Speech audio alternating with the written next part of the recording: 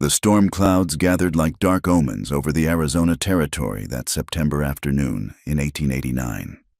Martha Sullivan stood in the doorway of her modest homestead, watching the sky with growing unease. At 26, she had already known more hardship than most women twice her age. Her husband Thomas had died of fever 2 winters past, leaving her alone to tend their small ranch near the rugged borderlands where civilization met the untamed wilderness. She pulled her worn shawl tighter around her shoulders and stepped out toward the woodpile. The wind whipped her auburn hair loose from its careful pins, and she paused to tuck the wayward strands behind her ear. That was when she heard it, the thunder of hooves, growing closer through the approaching storm. Martha's heart seized. She'd heard tales from the other settlers about Apache raids, though she'd never seen one herself. Some said the stories were exaggerated, meant to frighten folks into selling their land cheap. Others swore every word was true. She rushed toward the cabin, but the riders crested the hill before she could reach the door. 5 Apache warriors on painted horses surrounded her in moments. Their faces were streaked with ochre and charcoal, their dark eyes intense and unreadable. Martha's legs trembled, but she forced herself to stand straight. Thomas had always said showing fear was the quickest way to invite trouble. The lead warrior dismounted with fluid grace. He was younger than she expected, perhaps 30 summers, with sharp cheekbones and a scar running along his jaw. He studied her with an expression she couldn't decipher, neither cruel nor kind, but appraising, as if she were a horse he was considering for trade. Martha's Apache was limited to a few words she'd learned from the Mexican traders, but she tried anyway. "Please," she said in their tongue, the word clumsy on her lips. "I have nothing of value." The warrior said something to his companions in rapid Apache. 2 of them dismounted and entered her cabin, emerging minutes later with her meager supplies: flour, dried beans, the rifle Thomas had taught her to shoot. They also carried the small wooden box where she kept her mother's silver locket, the only precious thing she owned. The lead warrior approached her slowly, and Martha instinctively backed against the woodpile. He stopped an arm's length away, close enough that she could smell leather and smoke on his clothing. When he spoke, his voice was deeper than she expected, with an unusual cadence that suggested he knew some English but rarely used it. "You come," he said simply. Martha's mouth went dry. I can't. This is my home." Something flickered in his eyes. Impatience, perhaps, or amusement. He gestured to one of his men, who brought forward a rope. Martha's panic surged. She thought of running, but where would she go? They would catch her before she made it 10 yards. "Please," she said again, this time in English. "I've done nothing wrong. I've never harmed your people." The warrior tilted his head slightly, as if her words were curious to him. Then, without warning, he stepped forward and lifted her onto his horse with surprising gentleness. Martha gasped at the contact, at the easy strength in his arms. He swung up behind her, and she found herself pressed against his chest, his arms on either side as he took the reins. As they rode away from her cabin, Martha watched it grow smaller in the distance.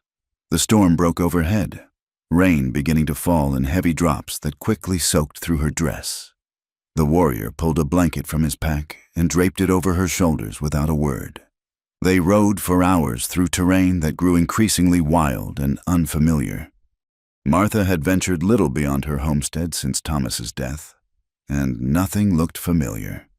Canyon walls rose on either side, painted in shades of red and gold that would have been beautiful under different circumstances. As darkness fell, they arrived at an Apache camp nestled in a protected valley. Dozens of wickiups, dome-shaped dwellings covered in brush and hides, dotted the landscape. Fires glowed in the gathering dusk, and Martha could smell meat cooking, her stomach clenched with both hunger and fear. The entire camp seemed to stop and stare as they rode in. Women paused in their work, children peeked out from behind their mothers' skirts, and warriors stood with hands near their weapons. Martha had never felt so exposed, so utterly foreign. The lead warrior dismounted and helped her down. His hands lingered on her waist a moment longer than necessary, and Martha felt heat rise to her cheeks despite her fear. He guided her through the camp with a firm hand on her elbow, past curious and hostile faces alike. They stopped before a wickiup near the center of camp, where an elderly man sat smoking a pipe. His face was deeply lined, his hair silver white, but his eyes were sharp and intelligent. This, Martha realized, must be their chief. The warrior who had taken her spoke at length in Apache, gesturing occasionally toward her. The chief listened without interruption, his expression grave. When the warrior finished, the old man's gaze settled on Martha. He studied her for a long moment, then spoke a single sentence. The warrior's jaw tightened almost imperceptibly. He replied in a tone that sounded like disagreement, but the chief raised his hand, ending the discussion. The warrior bowed his head in acceptance. Martha found herself being led to a smaller wickiup on the edge of camp. The warrior held aside the hide covering that served as a door, and she ducked inside. The space was dim but clean, with buffalo robes spread on the ground and baskets stacked along the curved walls. To her surprise, the warrior entered behind her. Martha's pulse quickened. She pressed herself against the far wall, watching him warily. He moved to the center of the dwelling and began building a fire in the shallow pit there, his movements efficient and practiced. Once the fire caught, casting dancing shadows on the walls. He sat back on his heels and looked at her. In the flickering light, she could see his features more clearly.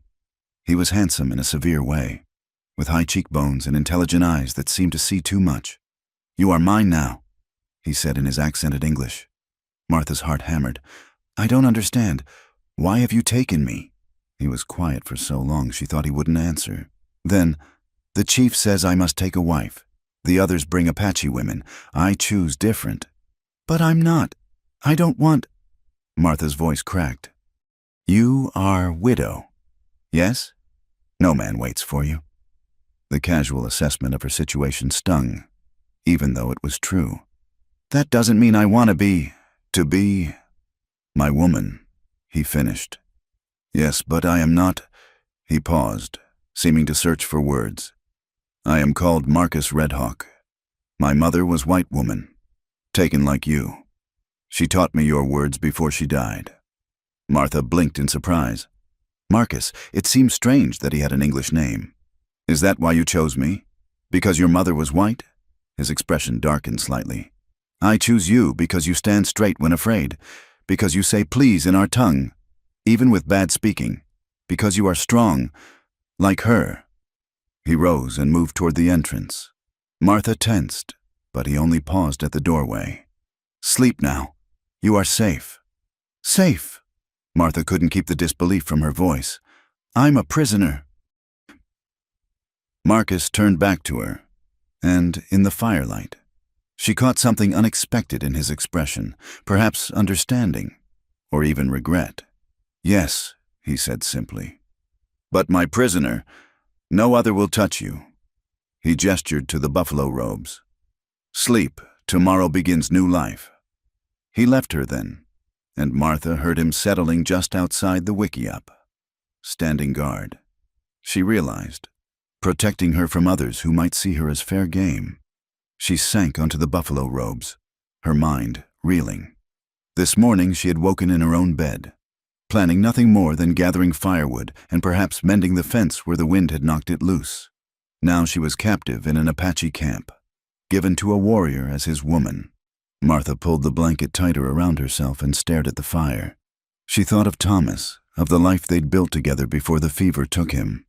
She thought of her sister back in Missouri, who'd begged her not to come west in the first place. But mostly, she thought about Marcus Redhawk and his dark eyes, the unexpected gentleness in his hands when he'd lifted her onto his horse, the way he'd covered her with a blanket without being asked. He was her captor. Yes, but something in his manner suggested he was as bound by circumstance as she was.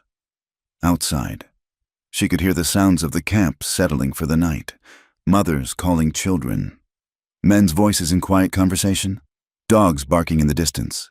It was not so different from any frontier settlement. She realized These people had families, routines, lives that continued regardless of her presence. A child's laughter rang out nearby, and Martha felt tears sting her eyes for the first time since her capture. She was tired. So very tired. Not just from the long ride, but from 2 years of struggling alone, of trying to prove she could manage the homestead without Thomas, of pretending she wasn't desperately lonely. Perhaps that was why she didn't feel as terrified as she should.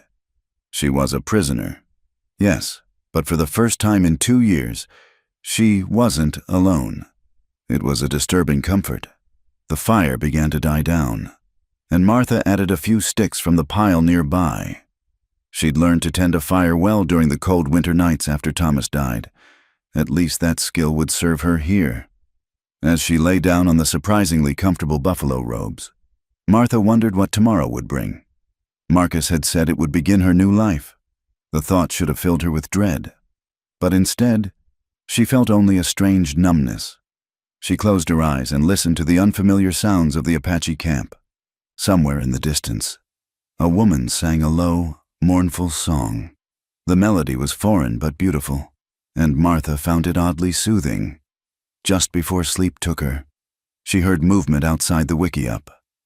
Marcus's voice came soft and unexpected through the hide walls. "I will not hurt you. This I promise." Martha's eyes flew open in the darkness. She wanted to respond, to ask why he'd taken her if he didn't intend harm, to demand he let her go, but the words wouldn't come. Instead, she lay still and silent, wondering if he knew she was awake. Eventually, exhaustion won.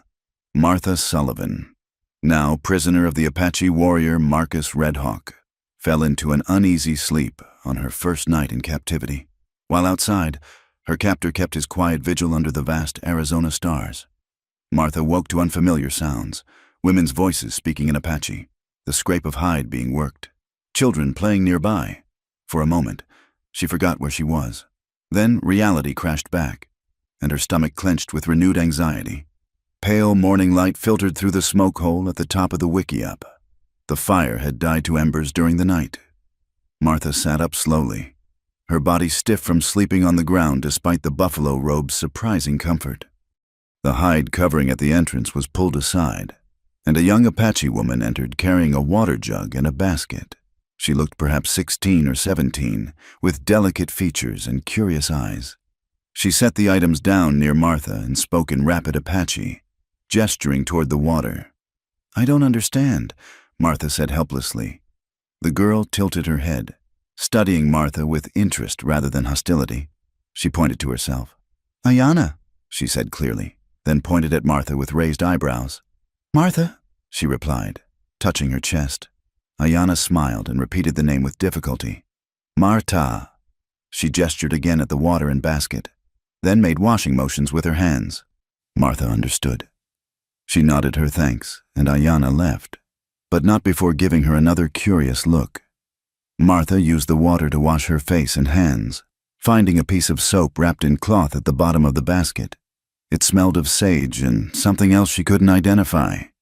When she emerged from the wickiup, Marcus was nowhere to be seen. The camp was fully alive with morning activity.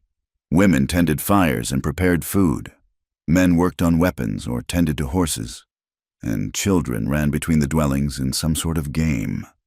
Martha stood uncertainly, unsure what was expected of her. Several women looked her way, their expressions ranging from curiosity to open suspicion. She was keenly aware of her torn, mud-stained dress and disheveled appearance. Ayana appeared at her elbow and gently tugged her toward a group of women working near a large fire.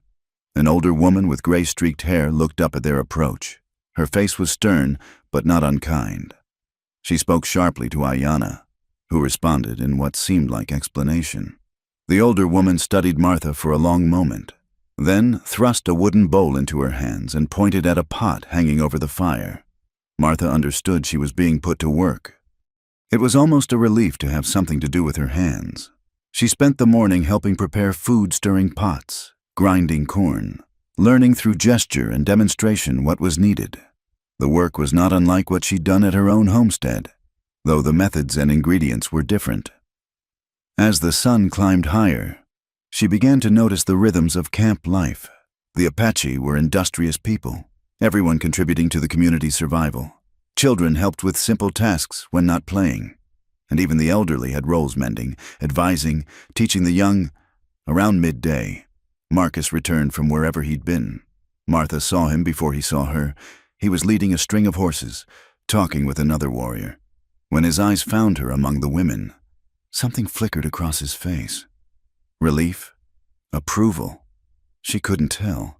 He approached and spoke to the older woman who seemed to be in charge. The woman responded at length, gesturing toward Martha several times. To Martha's surprise, the woman's tone seemed almost approving. Marcus turned to Martha. "You work well," he said simply. "This is good. What else am I supposed to do?" Martha replied, unable to keep a slight edge from her voice. "Some women cry, some try to run, some refuse to work." He studied her with those dark, penetrating eyes. "You are practical. This is why I chose you." Before Martha could respond, a commotion arose near the camp's edge. A hunting party was returning. Several men carrying a large deer strung between poles. The camp erupted in activity as people rushed to help process the kill. Marcus touched Martha's arm. "Come," he said. He led her away from the bustling activity to a quieter area near a stream that ran along the camp's eastern edge. They sat on a fallen log, and Marcus pulled something from a pouch at his belt. Strips of dried meat. "Eat," he commanded, handing her several pieces. Martha was hungry enough not to argue. The meat was tough but flavorful, seasoned with herbs she didn't recognize. They ate in silence for a few minutes, watching the clear water tumble over smooth stones. "Your mother," Martha finally said. "Will you tell me about her?" Marcus was quiet so long she thought he wouldn't answer. Then, her name was Sarah Mills, before she became Apache, taken from wagon train when she had 17 summers. "How long ago?" 30 winters passed. She lived 10 winters with us before the sickness took her, Martha calculated. That would make Marcus around 20 summers when his mother died, if she understood correctly. Was she happy here? Marcus turned to look at her directly. "What is happy? She survived. She had husband who was kind to her. She had son. She learned our ways, became one of us. But sometimes, in quiet moments, I saw her eyes go far away. Maybe she thought of other life she might have lived. And your father, dead in battle with Mexican soldiers when I had 15 summers. My mother mourned him truly. Their love was real, even if it began in capture." Martha digested this information. It was strange to think of a white woman finding genuine love among the Apache. Yet Marcus spoke of it as simple fact. "Is that what you expect?" she asked quietly. "That I'll learn to love you?" Marcus stood abruptly. "I expect nothing. You will survive or you will not. You will adapt or you will not. This is for you to decide." He paused, then added more gently, "But I will not force what should come freely, if it comes at all." He led her back to camp, where the successful hunt had created a festive atmosphere. The deer was being butchered with impressive efficiency, every part utilized. Martha found herself back among the women, learning to prepare the meat for drying and cooking. As the afternoon wore on, she noticed a young Apache woman watching her with particular intensity. This woman was beautiful, with high cheekbones and lustrous black hair worn in elaborate braids. When their eyes met, the woman's expression turned cold and hostile. Ayana, who had stayed near Martha throughout the day, noticed the exchange. She leaned close and whispered one of the few English words she seemed to know, "Careful." That evening, as the camp gathered for the communal meal, Martha found herself seated with the women while Marcus sat with the warriors. The hostile beauty, whom Martha learned was called Itza, positioned herself where she could glare at Martha throughout the meal. After eating, the camp settled into evening activities. Some women worked on beadwork by the firelight, others tended to children, and a group of men engaged in what appeared to be a gambling game with marked stones. Marcus appeared at Martha's side. "Walk with me," he said. It wasn't really a request, but his tone was mild. Martha rose and followed him to the edge of camp.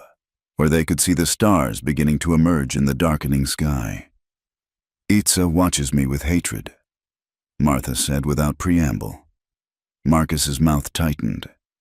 "Itza believes she would be my wife. Her father encourages this belief.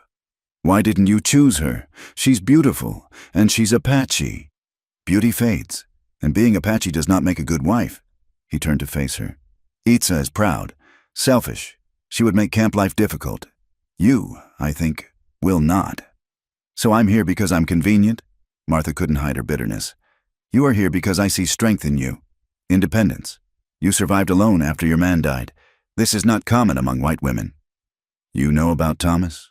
I watched your homestead for 3 days before taking you. Saw you work from sunrise to sunset. Saw you repair fence alone. Saw you stand guard at night with a rifle. You have warrior spirit, even if you are woman." Martha was unsettled by the idea that he'd observed her for days without her knowledge. "If you admire my independence, why take it away?" Marcus was quiet for a moment. "Would you have stayed on that land alone forever? Winter comes, raiders come, Mexican, American, Apache. How long before someone less kind than me finds you?" The logic stung because Martha had harbored the same fears. She'd known she couldn't maintain the homestead alone indefinitely, but pride and lack of options had kept her there. "At least it was my choice," she said softly. "Choice is luxury." Marcus replied, "My mother had no choice when taken. I had no choice when Chief commanded me to take wife. You had no choice when I claimed you. But we all must live with what is, not what we wish." They stood in silence, watching the stars multiply overhead. Despite everything, Martha found the night beautiful. The desert had a stark majesty she was beginning to appreciate. "That first night," she said suddenly, "you said you'd be gentle, that you wouldn't hurt me." Marcus stiffened slightly. "Yes, but you haven't. We haven't. You are not ready," he said simply. "When you are, you will know. Until then, I wait." Martha felt heat rise to her cheeks. It was such a frank discussion of intimate matters, yet Marcus spoke of it as naturally as discussing the weather. They returned to camp, and Marcus walked her to the wickiup. As the night before, he took up position outside. Martha lay on the buffalo robes, her mind churning with the day's revelations. She thought about Sarah Mills, taken from a wagon train 30 years ago, who had found love with her Apache captor and borne him a son. Was that Martha's future? Would she gradually forget her old life and become Apache in all but blood? The thought should have horrified her, but Martha found herself more curious than frightened. The Apache were not the savage monsters depicted in newspaper accounts. They were people complex, cultured in their own way, surviving in a harsh land through cooperation and skill. And Marcus, he was not what she'd expected. Thoughtful, patient, even philosophical. His English might be limited, but his intelligence was clear, and his promise not to force himself on her revealed an honor she hadn't anticipated.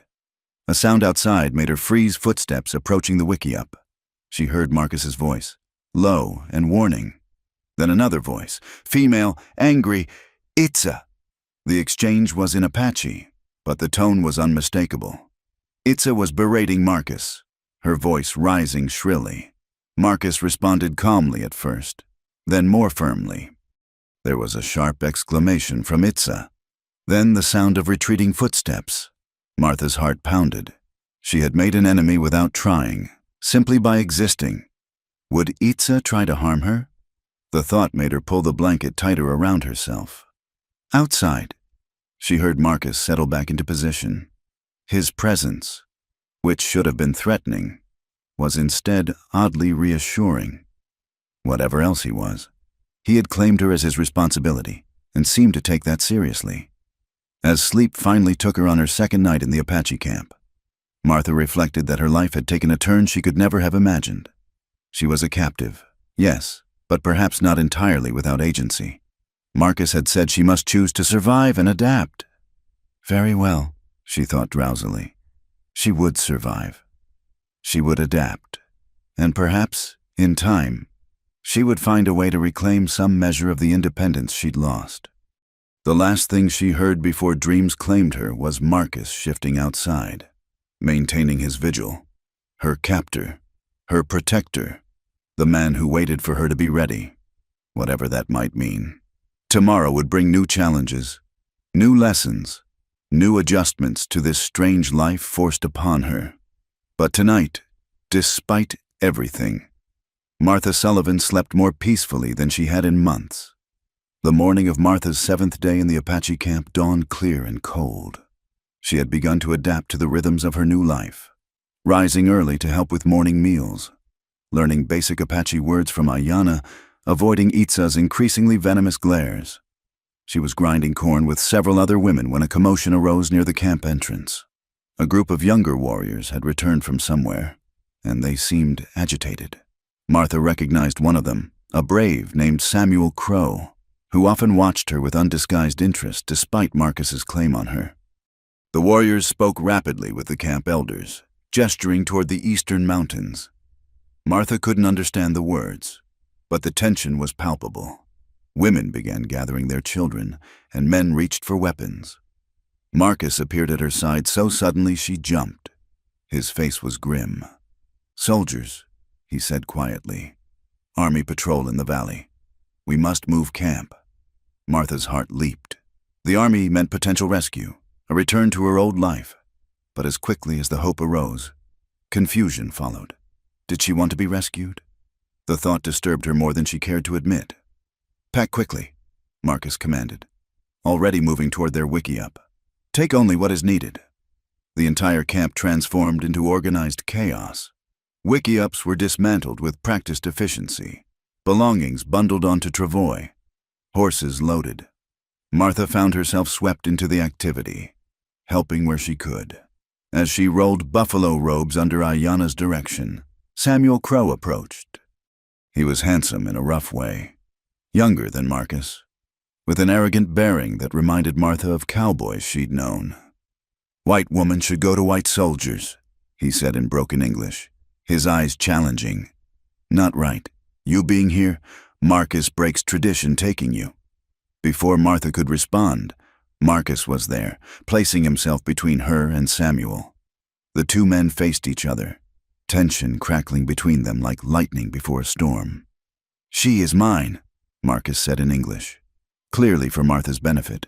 "Chosen and claimed before all. You dispute this?" Samuel's hand moved toward the knife at his belt. "I dispute your right to weaken us with white blood. Your mother's mistake should have taught—" The punch came so fast, Martha barely saw it.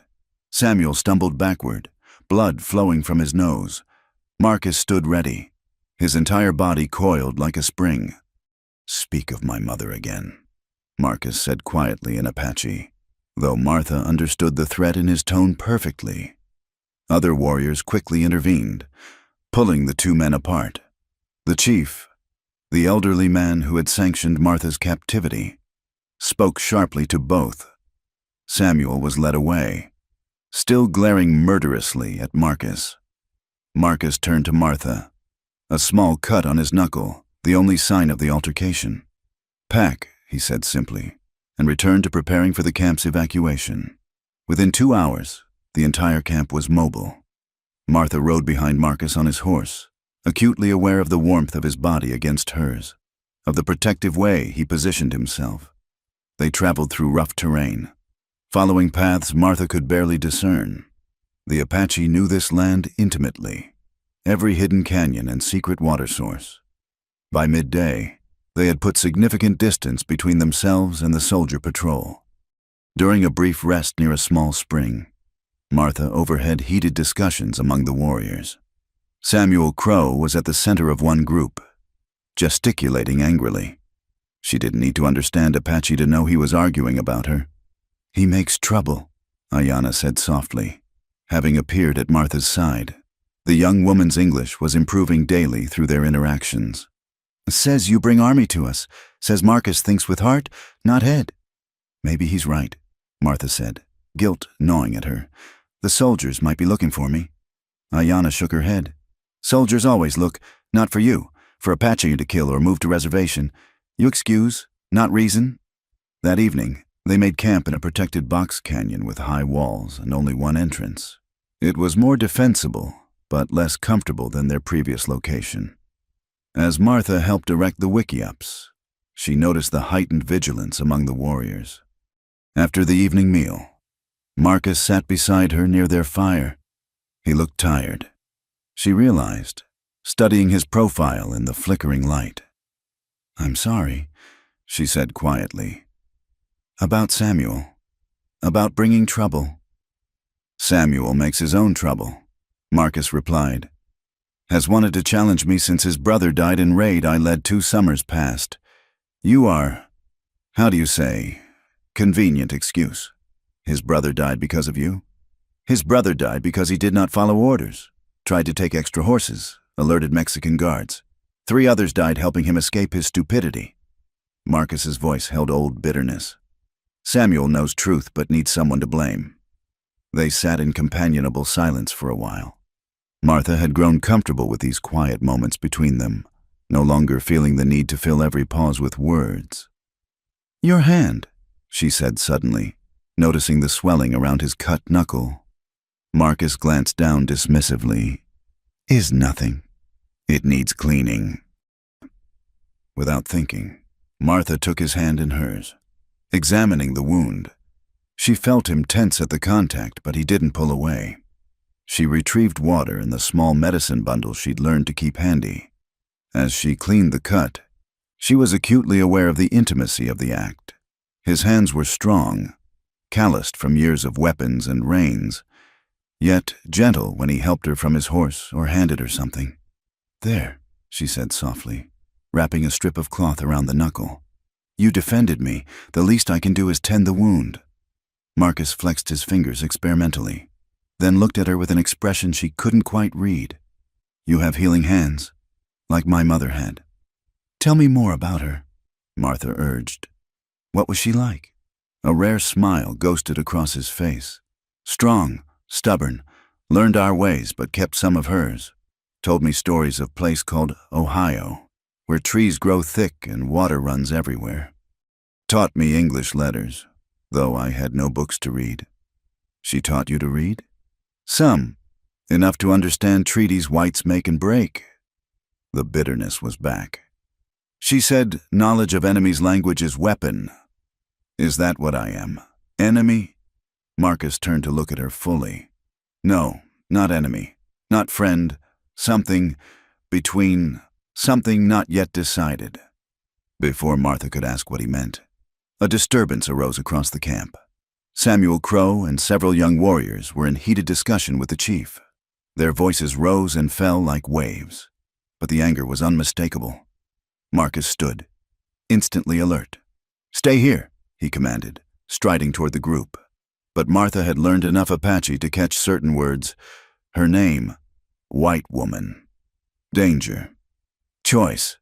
Her stomach clenched as she realized Samuel was formally challenging Marcus's claim on her. The argument escalated, more people gathering to witness. Martha saw Itza among them, her beautiful face alight with vicious hope. If Samuel succeeded in his challenge. Suddenly, Samuel drew his knife, shouting something that made several women gasp. Marcus responded calmly, but Martha could see the tension in his shoulders. The chief raised his hand for silence. He spoke at length, his aged voice carrying authority that commanded respect. When he finished, Samuel's face was thunderous, but he sheathed his knife. Marcus returned to Martha, his expression unreadable. "What happened?" she asked anxiously. "Samuel challenged my claim, said I endanger the band by keeping you, and Chief upheld my right but set condition." Marcus paused, seeming to choose his words carefully. "You must prove you belong. Show you can be Apache, not just white woman among us." "How?" "Tomorrow, you join women's buffalo hunt. If you ride well, work well, show courage, you stay. If not..." He didn't finish, but Martha understood. If she failed, Samuel would have grounds to demand her removal, or worse. "But I've never hunted buffalo," Martha protested. "I can ride, but not like your women who've done it all their lives." "Then you learn tonight."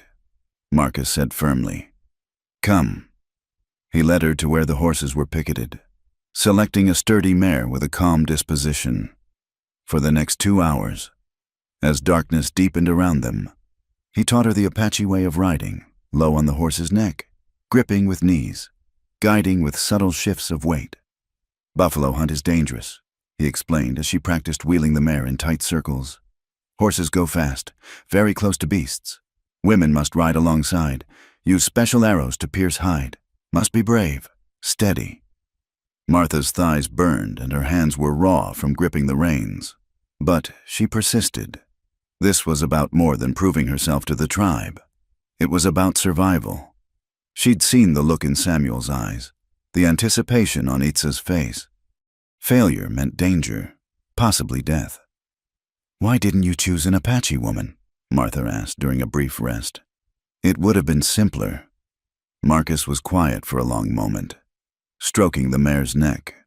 After my mother died, I went to White Man's Fort, wanted to see her people, understand part of myself I did not know. Stayed 1 moon, working with horses for soldier pay. This was new information. Martha waited, sensing there was more. Saw how white men treat their women, like property, but different than Apache way. No respect, no partnership. Women there seemed, he searched for the word, broken, spirit small. He turned to her, his dark eyes intense in the moonlight. Then I watched you, saw woman alone but not broken, working like man but still woman. Thought, this one is different. This one might understand both worlds, as I must. Martha felt tears sting her eyes. It was the most he'd ever revealed about his reasoning, and the honesty of it moved her. I'll try, she whispered. Tomorrow, I'll try my best. Is all anyone can do, Marcus replied. They returned to camp, where Martha found several Apache women waiting by her wickiup. To her surprise, they beckoned her to join them. Through gestures and the few words they shared, they showed her how to prepare for tomorrow's hunt, how to tie her hair back securely, how to wrap her legs to prevent chafing, how to carry the special arrows used for buffalo. Even the stern older woman who supervised the cooking nodded approvingly when Martha demonstrated her understanding. Only Itza remained aloof, watching from the shadows with glittering eyes. As Martha finally lay down to sleep, her body aching from the riding practice, she reflected on the strange turn her life had taken. A week ago, she'd been a captive, terrified and uncertain. Now she was preparing to hunt buffalo with Apache women to prove her worth to the tribe. Marcus settled into his usual position outside. Through the wickiup walls, she heard him speak softly in Apache, a prayer. She realized, though she couldn't understand the words. Marcus, she called quietly. Yes? Thank you for defending me, for teaching me, for giving me a chance. There was a long pause. Then, you give yourself chance. Martha, I only open door. You must choose to walk through. His words echoed in her mind as exhaustion finally claimed her. Tomorrow would be the greatest test she'd ever faced, not just of her riding skills or courage, but of her willingness to truly adapt, to become something more than a white woman among the Apache. As sleep took her, Martha made a decision. She would not just try, she would succeed. Not for Samuel Crow or the chief, or even for Marcus. She would succeed for herself, to prove that she was indeed the strong woman Marcus had seen standing alone on her homestead. The hunt awaited with the dawn. Dawn came too quickly. Martha woke to find Ayanna already in the wickiup, carrying clothing and gear for the hunt. The young woman's face was serious as she helped Martha dress in the Apache fashion soft deerskin leggings, a shorter skirt that wouldn't impede riding, and a fitted top that allowed freedom of movement. Today, important, Ayanna said, her hands gentle but efficient as she braided Martha's hair tightly against her head. Not just hunt, today you show who you are. Martha's stomach churned with nerves, but she forced herself to eat the corn mush Ayanna provided. She would need strength for what lay ahead. Outside, the hunting party was assembling. 8 Apache women, all experienced riders, checked their equipment with practiced ease. They glanced at Martha with expressions ranging from curiosity to skepticism. Itza was among them, her beauty marred by the smugness in her eyes. Marcus appeared, leading the mare Martha had practiced on the night before. He'd added decorative elements to the horse's bridle feathers and beaded work that caught the morning light. "For luck," he said simply, handing her the reins. His fingers brushed hers in the exchange, and Martha felt strength flow from that brief contact. The buffalo were spotted half-day's ride north. He continued in a low voice. "Remember, stay with group. Watch what others do. Trust your horse. Trust yourself."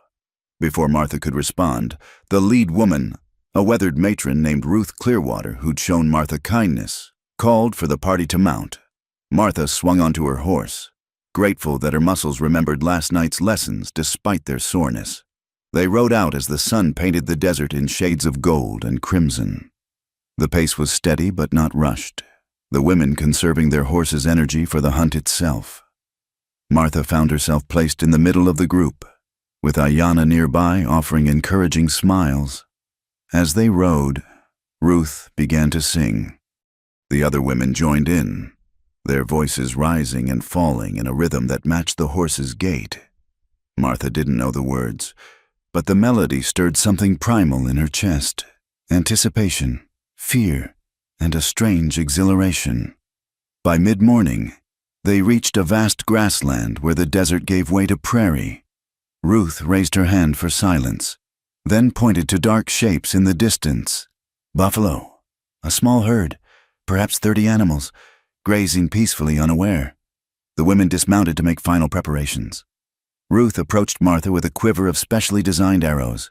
The points were longer and sharper than regular arrows, made to penetrate the buffalo's thick hide. "You watch first," Ruth said in careful English. "See how we ride, where we strike. Then, if feeling brave, you try."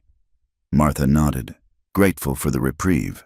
She wasn't expected to participate immediately first. She could observe and learn. The women remounted and spread out in a practiced formation. Martha stayed back with 2 older women who would monitor the hunt rather than participate directly.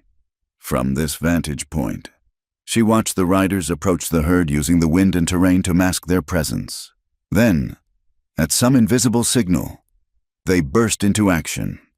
The horses exploded forward, and the buffalo, startled, began to run. The massive beasts moved with surprising speed, their hooves thundering against the earth. The Apache women rode alongside them. So close, Martha's heart stopped. She watched Ayanna lean far out from her horse, driving an arrow deep into a young bull's side just behind the shoulder. Itza was magnificent. Martha had to admit, she rode as if born on horseback, taking down 2 buffalo with perfect shots. Even in her animosity toward Martha, the woman's skill was undeniable. The hunt was brutal but efficient. Within minutes, 7 buffalo lay on the prairie. The remaining herd thundered away, the women letting them go. They had what they needed. As the women dismounted to begin processing the kills, Ruth rode back to Martha. "You watch good," she said, approval in her weathered face. "Now, understand?" Martha nodded, though her hands trembled slightly. "The speed, the danger. How do you not fear?" Ruth smiled. "Fear good, keep you careful, but trust more important. Trust horse, trust sisters, trust self." She gestured toward the celebrating women. "You want try? One young cow still stands, wounded but not dead. Clean kill would be mercy." Martha saw the animal Ruth indicated, a young buffalo standing apart from the downed herd, an arrow in its haunch but not deeply enough to be fatal. It would die slowly if left alone. "Yes," Martha heard herself say, "I'll try." Ruth nodded approvingly and called to the others. The women gathered to watch, Itza's expression skeptical. Martha felt the weight of their attention as she prepared her arrow and urged her horse forward. The wounded buffalo saw her coming and tried to flee, but its injury slowed it. Martha's horse, well trained in the hunt, knew what to do. They drew alongside the struggling animal, and Martha found herself looking into its dark, pain-filled eye. Time seemed to slow. She thought of all that had brought her to this moment. Thomas's death, her capture, Marcus's unexpected honor, the challenge to prove herself, all of it crystallized into this single instant. She leaned out as Ayanna had done, aimed for the spot behind the shoulder that Ruth had shown her, and released the arrow. It flew true, sinking deep. The buffalo stumbled, took 3 more steps, and fell. A clean kill, ending its suffering. Martha pulled up her horse, breathing hard, adrenaline making her hands shake. Behind her, she heard whooping and cries of approval. Even some of the skeptical women nodded with respect, but it was Itza's reaction that surprised her most. The beautiful woman rode up alongside her, face unreadable. For a moment, they simply looked at each other. Then Itza spoke in slow, careful English. "You ride like Apache born. Maybe Marcus not so foolish after all." It wasn't friendship, but it was acknowledgement. Martha would take it. The rest of the day was spent in hard work, skinning, butchering, preparing the meat for transport. Martha threw herself into the labor, learning from the women around her. Her dress was soon as bloodied as theirs, her arms aching from the effort. But she didn't complain. As the sun began its descent, they loaded the horses with their bounty and began the ride back to camp. Martha's successful kill had earned her a place of respect in the group. The women included her in their conversations, even though she understood only fragments. When they crested the final ridge and saw the camp below, Martha felt a strange sensation in her chest. Relief? Anticipation? It took her a moment to recognize it. She was glad to be returning home. When had the Apache camp become home in her mind? The entire camp turned out to greet the successful hunters. Children ran alongside the horses.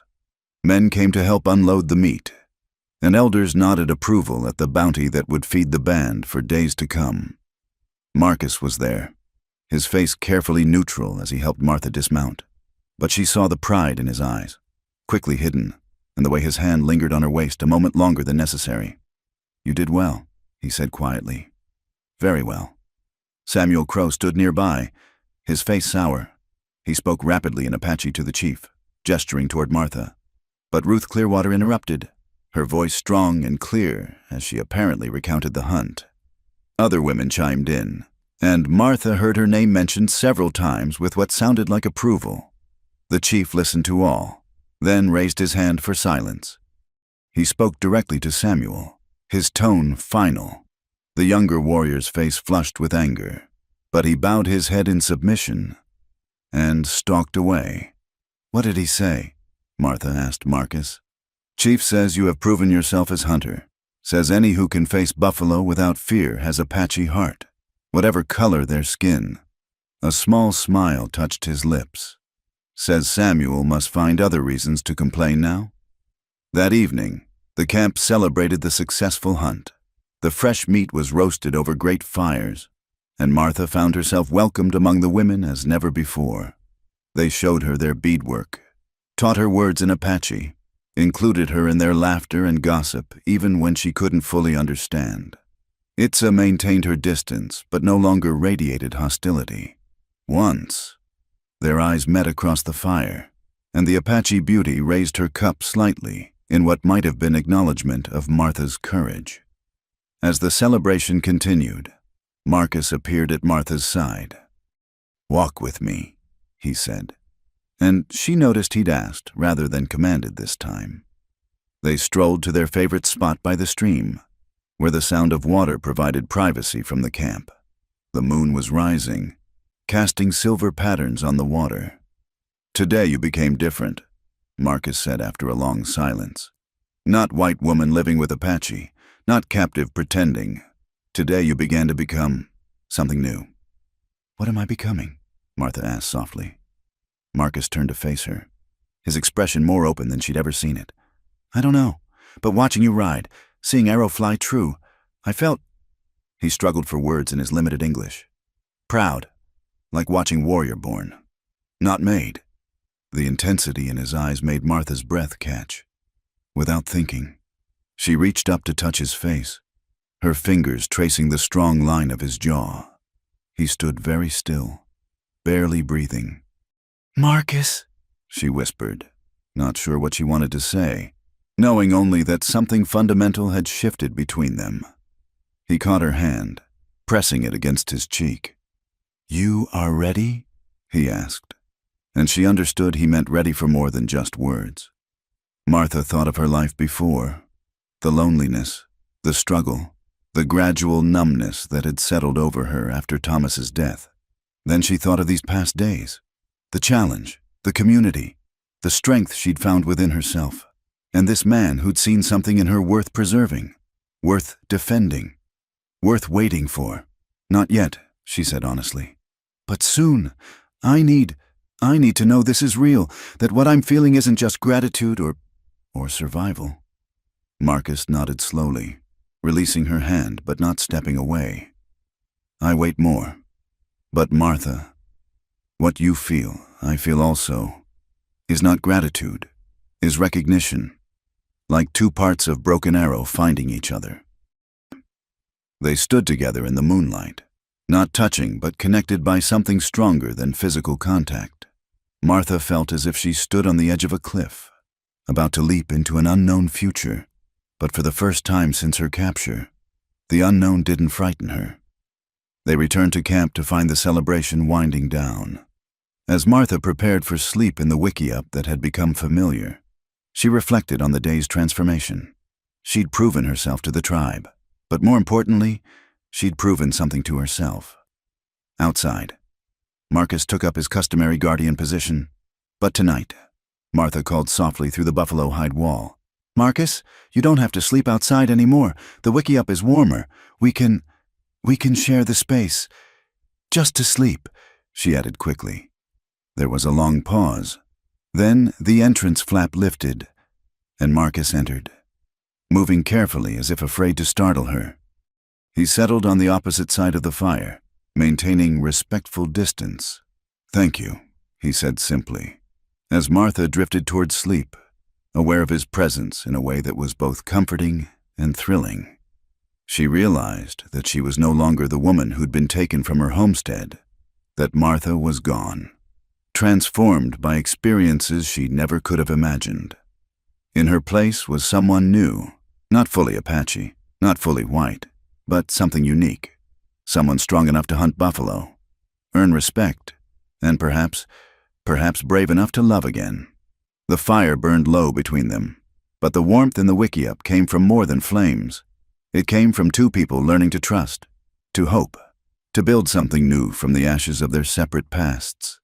Tomorrow would bring new challenges, but tonight, Martha Sullivan slept peacefully in her own space, no longer a captive but not yet free, balanced on the edge of a future she was only beginning to imagine.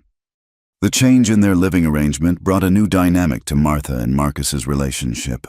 For 3 nights now, they had shared the wickiup, sleeping on opposite sides of the fire pit, careful not to touch yet acutely aware of each other's presence.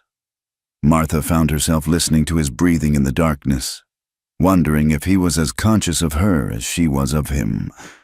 On this particular morning, she woke to find Marcus already gone, unusual since he typically waited for her to rise first. Ayanna appeared at the entrance with her characteristic smile, but also a knowing look that made Martha blush. "The whole camp talks," Ayanna said in her improving English as she helped Martha prepare for the day. "They say Marcus walks like man in dream. They say you smile more. We're being careful." Martha replied, fumbling with her braiding. "Careful is good." Ayanna agreed. "But sometimes heart knows before head accepts. My grandmother says this." The morning passed in routine tasks, but Martha noticed a new energy in how the other women treated her. There were more smiles, more inclusive gestures. Even Itza, working nearby on hide preparation, offered advice on the best way to scrape without tearing. Near midday, a commotion arose as riders approached the camp. Martha recognized them as the band's scouts, but their urgency sent a ripple of tension through the camp. They spoke rapidly with the chief and war leaders, including Marcus. Martha watched from a distance as the men's faces grew increasingly serious. Whatever news the scouts brought, it wasn't good. after what seemed like hours but was probably only minutes. Marcus broke from the group and strode toward her. "Pack light things," he said tersely. "We move again. Army comes with many soldiers. Too many to fight." The camp erupted into practiced activity once more, but this time with greater urgency. Martha had become efficient at breaking down their wickiup, rolling the buffalo robes, securing belongings. As she worked, she noticed Marcus gathering extra weapons, his movements sharp with tension. "How close?" she asked when he paused near her. 2 days, maybe less. They follow our trail from last camp." His dark eyes met hers with unusual intensity. "If they catch us." He didn't finish, but Martha understood. The Army's treatment of captured Apache was well known. Death for the warriors, reservations for the women and children, separation of families, and for her, a white woman living willingly among them. She'd be rescued whether she wanted it or not, and Marcus would likely be hanged for kidnapping. "I won't let them take me from you," she said firmly, surprising herself with the vehemence in her voice. Marcus stopped what he was doing, studying her face. "You mean this?" "Yes." The word came without hesitation. "This is my life now. You are—" She paused, searching for words. "You are my choice." Something shifted in his expression, a softening that transformed his often stern features. He reached out and touched her cheek, a gesture so tender it made her breath catch. "Then we make sure they don't find us," he said simply. The band moved out within the hour, but this flight felt different from the last one. The pace was harder, the scouts ranging further, the tension palpable. They rode through the heat of the day without stopping, pushing into territory that grew increasingly wild and inhospitable. Martha's horse kept pace, but she could feel the strain on both animal and riders. Children who usually chattered were silent, clinging to their mothers. The elderly struggled but made no complaint. This was survival, pure and simple. As dusk approached, they reached a river crossing. The water was high from recent rains upstream, running fast and muddy. The leaders conferred, clearly divided on whether to cross now or wait for morning.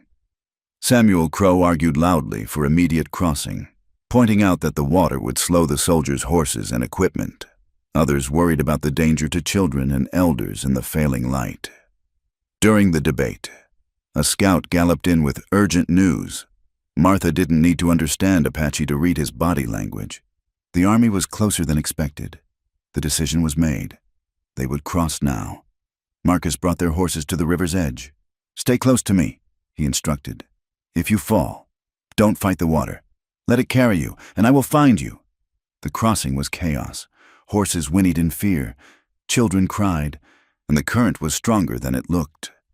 Martha watched in horror as a young mother lost her grip on her baby in the middle of the river. Without thinking, Martha spurred her horse toward them. The current caught her immediately, threatening to sweep both horse and rider downstream. But Martha had grown up near rivers in Missouri.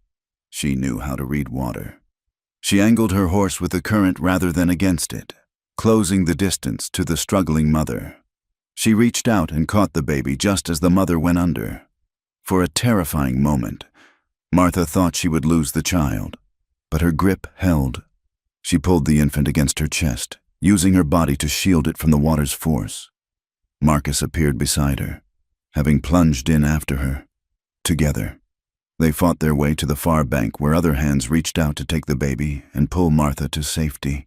The mother, who had been pulled out downstream, ran to them sobbing with relief and gratitude. "Foolish," Marcus said, but his voice shook. "Brave but foolish." Martha was too exhausted to respond, but she felt the approval from the other women, saw the respect in warriors' eyes. Even Samuel Crow nodded to her, the first positive acknowledgement he'd given. They made cold camp that night, no fires that might be seen, no wickiups that would take time to erect. Families huddled together under whatever shelter they could find.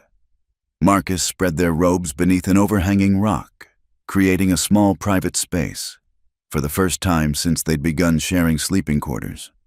He pulled Martha close against him.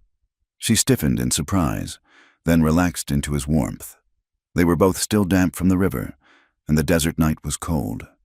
"Today you could have died," he said quietly into her hair. "When I saw you go into the water, the baby would have drowned," Martha replied. "I couldn't just watch." "No, you couldn't." His arms tightened around her. "This is why I chose you. Heart of warrior in woman's body. But Martha," he paused, and she felt his breath against her neck. "If I lost you now, after finding you." Martha turned in his arms to face him. In the dim starlight, she could just make out his features. The controlled warrior facade had cracked, showing the man beneath, vulnerable, frightened for her, struggling with emotions he'd probably been taught to suppress. "You won't lose me," she whispered. "I'm here. I'm staying." Their lips met in the darkness, soft at first, tentative, as if both were afraid to shatter something fragile. Then Martha's arms wound around his neck, and the kiss deepened, became something hungry and desperate and full of promise. When they finally pulled apart, both were breathing hard. Marcus rested his forehead against hers, his hands framing her face with infinite gentleness. "I have wanted this since first night," he admitted. "When you looked at me with fear but also courage, when you trusted my word that I would not hurt you, I was terrified," Martha confessed. "But something in your eyes, I knew you were different, honorable. My mother told me once that love comes like lightning, sudden, powerful, changing everything it touches. I didn't understand until I saw you." Martha's heart raced at the word love. It seemed too soon, too improbable. Yet what else explained this feeling, this sense of rightness despite all logic? "Marcus," she began, but he placed a finger gently over her lips. "Sleep now. Tomorrow brings what it brings. Tonight, let me hold you. Let me pretend for these hours that the world is only us." Martha nestled against his chest, feeling his heartbeat strong and steady beneath her cheek. Around them, the camp was quiet except for occasional murmurs and the distant howl of coyotes. Somewhere behind them, an army searched. Ahead lay uncertainty, danger, possibly death. But in this moment, wrapped in Marcus's arms with the stars wheeling overhead, Martha felt a peace she hadn't known since before Thomas died. No, she realized, even with Thomas, dear as he'd been, she'd never felt this fire in her blood, this sense of coming home to a place she'd never known she was seeking. "I think I'm falling in love with you," she whispered into the darkness, so softly she wasn't sure he'd hear. His arms tightened around her, and his voice was rough with emotion when he replied, "Falling. I have already flown over the cliff. I wait only for you to catch me." Despite everything, the danger, the exhaustion, the uncertain future, Martha smiled against his chest. "Consider yourself caught," she murmured. They held each other through the cold night, no longer captor and captive, no longer Apache and white, but simply two souls who had found each other in the vast wilderness of the frontier. Whatever tomorrow brought, they would face it together. Just before dawn, Marcus woke her with gentle kisses. "Time to move," he whispered. "Scouts say soldiers are at the river." As the band prepared to flee deeper into the mountains, Martha took a last look back at the river they'd crossed. Somewhere beyond it, her old life waited. The abandoned homestead, the expectations of her race and culture, the civilized world that would never understand her choice. Then she looked ahead, at Marcus preparing their horses, at Ayanna bringing her water with a smile, at the Apache people who had become her family. The choice, she realized, had already been made. Not in the dramatic moment of the river crossing or even in last night's declarations of love, but in 100 small moments, learning to grind corn, hunting buffalo, tending wounds, sharing laughter around the fire. "Ready?" Marcus asked, leading her horse to her. Martha swung into the saddle with practiced ease, no longer the frightened homesteader who'd been carried away 3 weeks ago. "Ready?" she affirmed. As they rode into the rising sun, the band moving like shadows across the landscape, Martha felt the last of her old self fall away. She was Martha still, but Martha transformed. Martha reborn. Martha who had chosen love over fear, belonging over isolation, a difficult freedom over an easy captivity. The army might be pursuing them. Danger might lie ahead. But Martha's heart sang with a wild joy. She was no longer between worlds. She was creating a new world, one where love transcended boundaries and courage defined character more than skin color ever could. Marcus rode beside her, their horses matching pace, and when their eyes met, his smile was like sunrise over the desert, rare, breathtaking, and full of promise. The mountains offered sanctuary, but at a price. For 5 days, the band had climbed higher into the rugged peaks, following ancient paths known only to the Apache. The air grew thin and cold, the terrain treacherous. Many of the horses struggled, and the elderly suffered in silence from the altitude. Martha had developed a persistent cough from the cold nights, though she tried to hide it from Marcus, but nothing escaped his watchful eyes. On this particular morning, he approached with a bundle of herbs that his aunt, a medicine woman, had prepared. "Drink this tea," he instructed, his voice brooking no argument. "And wrap this around your throat." He produced a soft rabbit fur that still held warmth. As Martha sipped the bitter tea, a scout came running into the temporary camp. His words sent a ripple of alarm through the gathered Apache. Martha had learned enough of the language to catch fragments. "Soldiers. Split forces. Canyon ahead." Marcus's face grew grim as the scout continued his report. When the man finished, the war council gathered quickly. Martha watched from a distance as the leaders debated, their voices rising and falling with the intensity of the discussion. When Marcus returned to her, his expression was troubled. "The army has split. One group follows our main trail. Another circles through the valley to cut us off. We are being herded like deer to hunters. What will we do? The band must split also. Women, children, elders will go higher into sacred mountains where horses cannot follow. Warriors will lead soldiers away." He paused, meeting her eyes. "You must decide which group you join." Martha's heart clenched. "What do you mean? I go where you go. If you stay with warriors, you risk capture or death. If army finds you with us—" He didn't finish, but Martha understood. A white woman riding with Apache warriors would be seen as either a captive needing rescue or a traitor deserving punishment. "And if I go with the women, when would I see you again?" Marcus was quiet for a long moment. "Maybe never.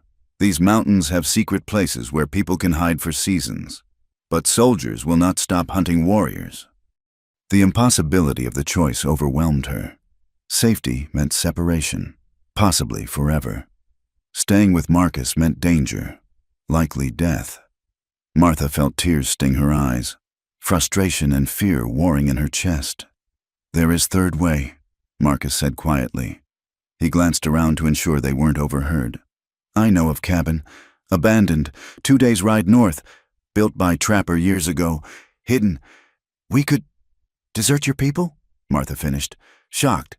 "Marcus, you couldn't— Your Honor, my honor wars with my heart," he interrupted, his voice rough. "I am caught between duty to my people and love for you. The spirits laugh at my struggle." Before Martha could respond, commotion erupted at the camp's edge. Riders were coming in fast, but these weren't scouts. Martha recognized the lead rider as Marcus's cousin, William Stonehammer, who had been visiting another band. His horse was lathered with sweat, and blood stained his shirt. The story he told was grim. The other band had been surprised by soldiers at dawn. Many warriors had died allowing the women and children to escape. The army was closer than anyone had realized. And they had Apache scouts of their own, traitors who knew the hidden paths. The news galvanized the camp into action. The split would happen immediately. There was no more time for debate or preparation. Families said hurried goodbyes, not knowing if they would reunite. Martha found herself swept up in the activity, helping to pack what few supplies could be carried on foot into the highest mountains. Ayanna clung to her, tears streaming down the young woman's face. "You come with us," Ayanna pleaded. "In mountains, you be safe. We take care of you." Martha hugged her friend tightly, her own tears falling. "I can't," she whispered. "I have to stay with Marcus." "Then you die together," Itza said bluntly, appearing beside them. The beautiful woman's face was hard but not unkind. "At least it is death with honor. Better than living with cowardice." She pressed something into Martha's hand, a small beaded pouch. "For protection, my grandmother made, very powerful." Martha was too moved to speak. This woman who had hated her was now offering a sacred gift. She nodded her thanks, clutching the pouch. Within an hour, the band had divided. The non-combatants began their climb into the peaks, a sad line of people carrying what they could. The warriors prepared for a different kind of journey, one designed to draw the soldiers away from the vulnerable. Marcus had said nothing more about the abandoned cabin, and Martha hadn't pressed. She understood the war in his heart because she felt it too. Love demanded they flee together. Honor demanded they stay with those who had become their people. As the two groups prepared to part, the old chief approached Marcus and Martha. He spoke at length in Apache, his ancient voice carrying wisdom and sorrow. Marcus translated, his voice thick with emotion. "He says he has lived long enough to see many strange things. White woman who becomes Apache in heart. Apache warrior who loves with whole spirit instead of pieces. He says the spirits bring you together for purpose we cannot see." The chief reached out and took Martha's hands in his weathered ones.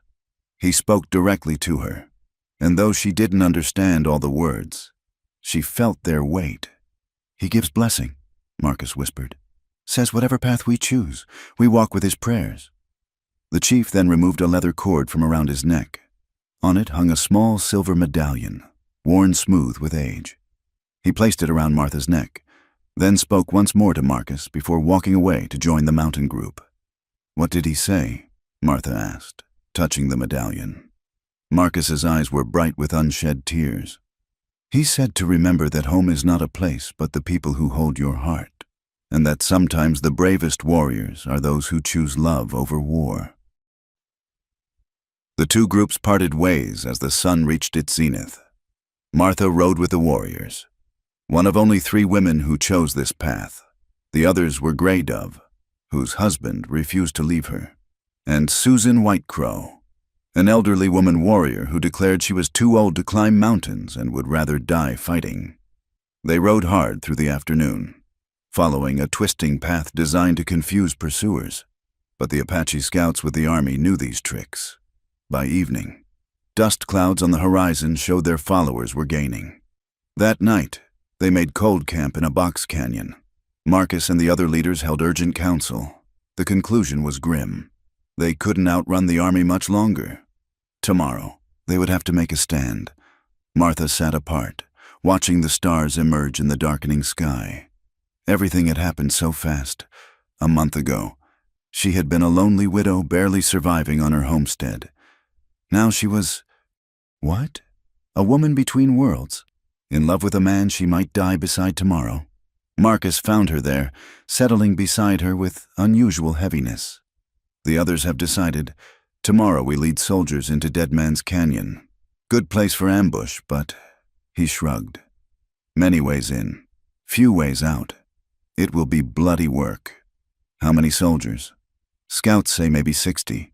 We have 23 warriors, 3 women who can fight." He smiled grimly. "Odds could be worse." Martha leaned against his shoulder. "I can shoot. Thomas taught me well." "I know." He was quiet for a moment. "Martha, I must ask once more. The canyon has hidden paths. You could slip away tonight, find town, claim you escaped. No one would question white woman fleeing Apache." "I would question," Martha said firmly. "Every day for the rest of my life. I would question, wonder if you lived, if I could have made a difference, if I chose safety over love." Marcus pulled her closer. "Stubborn woman." "Says the stubborn man." She turned to face him. "Tell me about your mother's last days. Did she regret her choice?" Marcus considered the question. "She was fevered at the end, spoke sometimes in Apache, sometimes in English, called for father. Already dead." called for places in Ohio I had never seen. But her last clear words, he paused. She said, "No regrets. Love was worth all." Martha felt tears slide down her cheeks. Then that's my answer too. Whatever tomorrow brings, love is worth all. They made love that night under the stars, conscious it might be their last time. It was tender and desperate by turns. Two souls trying to merge completely before fate might tear them apart. Every touch was memorized, every whispered word treasured. Afterward, they lay entwined, watching meteors streak across the sky. Martha thought of all the choices that had led to this moment. If Thomas hadn't died, if she hadn't insisted on staying at the homestead, if Marcus hadn't been the one to find her. "Do you believe in fate?" she asked softly. Apache believe in many paths, some chosen, some given by spirits, but all paths lead where they must. He kissed her forehead. Our paths crossed for reason, even if that reason is only this, to know love before we die. "We're not going to die," Martha said with more confidence than she felt. "We're going to survive, and find that cabin you mentioned, and make a life together. Have children with your dark eyes and my stubborn nature." Marcus chuckled despite the circumstances. Children who belong to neither world fully, but make their own, like their parents. Martha agreed. As dawn approached, painting the canyon walls in shades of blood and gold, the warriors prepared for battle. Martha checked her rifle, the same one Marcus had taken from her homestead that now seemed a lifetime ago. The other women warriors showed her where to position herself among the rocks. Marcus came to her one last time before taking his position. He wore war paint now, looking fierce and foreign. Yet she could still see the man who had held her with such tenderness hours before. "Remember," he said, "if I fall, do not come to me. Use the hidden path. Live. Same instruction for you." Martha replied, "If I fall, you keep fighting. Live. Remember me, but live." They didn't say goodbye. Some words were too final to speak aloud. The soldiers came with the full sunrise. Confident in their numbers and firepower, they rode into the canyon in formation, not expecting the Apache to make a stand so soon. The Apache scouts with them called out, trying to negotiate surrender. Samuel Crow answered with an arrow that took one of the traitor scouts from his horse. The battle was joined. Martha fired and reloaded with mechanical precision, trying not to think about the men who fell to her bullets. They were young, some of them, probably with families waiting at home. But they had chosen to hunt the Apache, to destroy a way of life. She hardened her heart and kept shooting. The battle raged through the morning. The soldiers' superior numbers began to tell. Despite the Apache's advantageous position, warriors fell one by one. Gray Dove died defending her wounded husband. Susan White Crow went down with a war cry on her lips. Martha's ammunition ran low. She could see Marcus still fighting, moving like a deadly shadow among the rocks. But the soldiers were advancing, tightening the noose. Then she heard it, a bugle call from the canyon mouth. More soldiers. Reinforcements. Her heart sank. There would be no escape now. But the expected wave of blue uniforms didn't come. Instead, Martha heard shouting, confusion, the sound of horses wheeling in panic. The soldiers in the canyon began falling back, their officers calling urgent commands. "What's happening?" Martha called to the nearest warrior. His answer was drowned out by a new sound, war cries, but not Apache. A band of Comanche warriors poured into the canyon, attacking the army from behind. The soldiers, caught between two forces, fell into chaos. Later, Martha would learn that the Comanche band had been tracking the soldiers for their own reasons, revenge for an attack on their village. The Apache's stand had provided the perfect opportunity. Enemy of my enemy, as Marcus would say. The battle turned into a rout. Soldiers fled in all directions, abandoned by their Apache scouts who knew better than to face both tribes' wrath. Within an hour, the canyon was quiet except for the moans of the wounded. Marcus found Martha among the rocks, both of them blood-spattered but miraculously unwounded. They clung to each other, hardly believing they had survived. The Comanche war chief, a scarred veteran named Joseph Blackwolf, conferred with the surviving Apache warriors. Martha understood enough to know he was offering them safe passage through Comanche lands, suggesting they join forces against their common enemy. "We cannot," Marcus told her later. "Must find our people in mountains, but his offer means we can travel safely for a time." Of the 23 Apache warriors who had entered the canyon, 11 survived. 2 of the 3 women warriors had fallen. Martha felt the weight of their sacrifice, knew their names would be sung in Apache memory. As they prepared to leave the blood-soaked canyon, Marcus took Martha's hands. "You fought like Apache today. No one can question your place now?" "I don't care about their questions," Martha replied. "I only care that we're alive, that we have a future." "What future do you see?" he asked softly. Martha looked at the survivors preparing to seek their scattered people, at the Comanche warriors who had inadvertently saved them, at the canyon walls that had nearly become their tomb. Then she looked at Marcus, her love, her choice, her home. "I see us finding your people and helping them to safety. I see us honoring those who fell today. And then," she smiled through her tears, "then I see us finding that cabin, making it our own, creating something new from the ashes of our old lives." Marcus kissed her gently, tasting of dust and blood and promise. "Then we will make it so." As they rode from the canyon, Martha looked back once at the battlefield. She had entered it as a woman torn between worlds. She left it as something new, a warrior who had chosen her path and defended it with blood. The spirits, as Marcus might say, had tested her and found her worthy. The future remained uncertain. The army would not give up easily. The Apache faced dark days ahead. But Martha had found her place, her people, her purpose, and she had Marcus beside her, equally committed to forging a new way forward.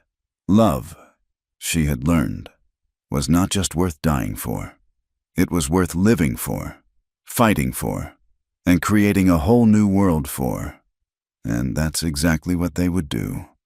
The reunion with the band in the sacred mountains was bittersweet. Joy at finding them safe, mixed with grief for those lost in the canyon battle. The old chief embraced Marcus with tears in his eyes, having feared he would never see his war leader again. When his gaze fell on Martha, still wearing his medallion, he nodded with something like pride. For 2 weeks, they remained hidden in the high peaks, tending wounds and mourning the dead. Martha helped the medicine women treat the injured, her hands now skilled in Apache healing ways. The band was smaller now, diminished by death and separation, but their spirit remained unbroken. During this time, Marcus was often called to council. The leaders debated endlessly about their future. Some wanted to seek refuge with other Apache bands further south. Others spoke of trying to negotiate with the army for a fair reservation. A few hot-headed young warriors talked of endless war until the last Apache fell. One night, Marcus returned from such a meeting with a heavy heart. "They have decided," he told Martha as they sat by their small fire. "The band will go south to Mexico, join Geronimo's people maybe, continue fighting." Martha's chest tightened. "And you? What did you decide?" Marcus stared into the flames for a long moment. "I told them I cannot. My war is over. I have found what I was fighting for." He looked at her then, his dark eyes full of emotion.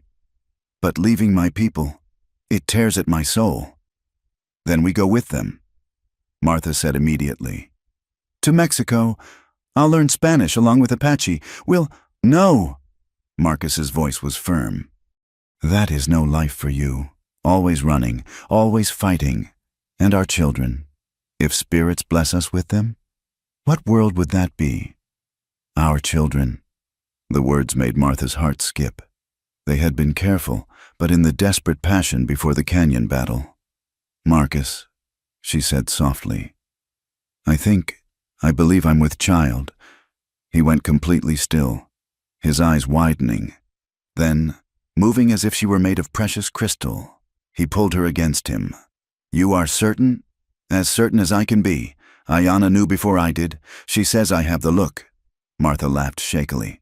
"I've been queasy every morning but thought it was the altitude." Marcus's hand spread protectively over her still flat belly. "A child. Our child. Wonder filled his voice. Then worry crept in. This changes everything. You cannot travel rough country carrying a baby. Cannot live as fugitive. Then we find another way. Martha said firmly. That cabin you spoke of, we make it work. Over the following days, their plans took shape. The abandoned trapper's cabin Marcus knew of lay in neutral territory, claimed by neither Apache nor white settlers. They could live there quietly, hunting and trapping, avoiding both army patrols and Apache war parties. When Marcus informed the chief of their decision, the old man was saddened but understanding. You choose difficult path, he said through Marcus. Not Apache, not white, but something between, like twilight, neither day nor night. Twilight can be beautiful, Martha replied, making the chief smile. The band gifted them what supplies could be spared. Buffalo robes, dried meat, a few tools. Ayana wept openly when they parted, pressing herbs for pregnancy into Martha's hands. Even Itza, now married to a young warrior, embraced Martha. Take care of him, Itza said quietly. He is best of us, deserves happiness. Samuel Crow was among the few warriors who would continue south. He approached as they prepared to leave. I was wrong, he said stiffly. You have warrior heart. Marcus chooses well. He handed Marcus a hunting knife. For protection of your family. The parting was heart-wrenching. These people had become Martha's family, and now she was leaving them, probably forever. As they rode away, she looked back to see the band disappearing into the morning mist like ghosts of a dying world. They traveled for 3 days through rough country, avoiding established trails. Marcus was tense, watchful, his rifle always ready. They were vulnerable now, 2 people alone, with no band for protection. On the 4th day, they reached the cabin. It sat in a small valley beside a clear stream, mountains rising on 3 sides. The structure was solid despite years of abandonment, built of logs chinked with mud, with a stone chimney and a roof that needed only minor repair. It's perfect, Martha breathed, seeing not its current state but its potential. Marcus dismounted and checked the interior carefully. No one has been here for seasons, maybe years. He emerged with something like hope in his eyes. We can make this work. They spent the next weeks transforming the cabin into a home. Marcus hunted and repaired the roof while Martha cleaned years of debris and made the space livable. They worked from dawn to dusk, falling exhausted into their bedrolls each night. One evening, as Martha prepared a stew from rabbit Marcus had caught, she felt the first flutter of movement in her belly. She gasped, her hand flying to the spot. What is it? Marcus was beside her instantly, concerned. The baby. I felt like butterfly wings inside. She guided his hand to her belly, but the movement didn't repeat. He's real, Marcus. Our child is real. He? Marcus smiled. You think son or daughter, either blessing, welcome. Martha leaned against him. Are you happy? Truly, you've given up so much. Marcus turned her to face him. I have given up war for peace, hatred for love, death for life. How is this sacrifice? He kissed her gently. You and this child are my world now, my people. As autumn deepened toward winter, they settled into a routine. Marcus set trap lines and hunted, while Martha preserved meat and gathered what edibles she could find. Her pregnancy progressed normally, her belly rounding as the child grew. They had been at the cabin 2 months when their isolation was broken. Martha was outside gathering kindling when she heard horses approaching. Her blood froze. Marcus was checking traps miles away. 3 riders emerged from the tree line. White men, rough-looking, wearing a mix of military surplus and civilian clothes. Deserters or outlaws. Martha guessed. Her rifle was inside, too far to reach. Well, the leader drawled. Dismounting. What have we here? Pretty little thing all alone.